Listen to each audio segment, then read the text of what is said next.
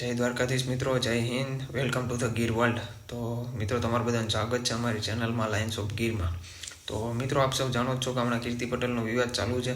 એમાં કીર્તિ પટેલ ગમન ભુવાજી પાસે મળવા ગયા અને એણે શું એને કીધું એ આપણે આજ વિડીયોમાં જોવાના છે। તો વિડીયો અંત સુધી જોજો, કંઈક નવું છે અને નવો વિડીયો આવ્યો છે। અને બીજી વાત કે વિડીયો અંત સુધી જોજો, અંતમાં હું તમને એક વિડીયો બતાવીશ જેમાં તમારા રોવાળા ઊભા થઈ જશે। અને ચેનલને સબસ્ક્રાઈબ ન કરી હોય તો કરી લેજો, કારણ કે આવા જ વિડીયો અમે વારંવાર દિવસે દિવસે લાવતા રહીએ છીએ। તો ચેનલને સબસ્ક્રાઈબ કરવાનું ના ભૂલતા અને વિડીયોને લાઇક કરવાનું પણ ના ભૂલતા। નોટિફિકેશન બેલ ઓલ ઉપર સેટ કરી દેજો, જેથી અમારા વિડીયોનું નોટિફિકેશન તમારા સુધી સૌથી પહેલાં પૂગે। તો ચાલો વિડીયો શરૂ કરીએ। ત્યાં સુધી જય દ્વારકાધીશ, જય હિન્દ।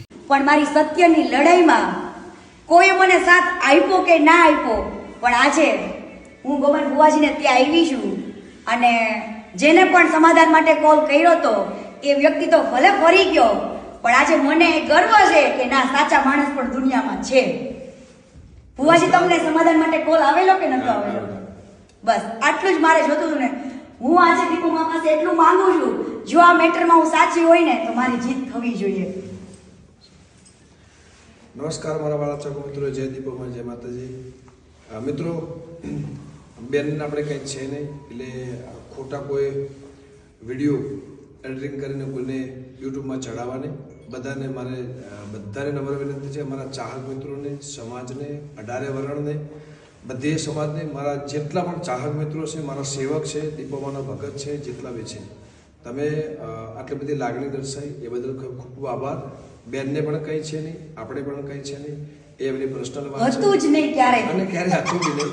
એટલે દરેકને મારી નમ્ર વિનંતી કે ખોટું કોઈ આવા મેસેજ આપીને અને આવા વિડીયો બનાવીને કોઈને વધારવા નહીં। જય દીપોમાં, જય માતા, જય દીપુમા। આ મામો સામે આવીને ક્યારે બેસી ગયો એ ખબર જ નથી રહી।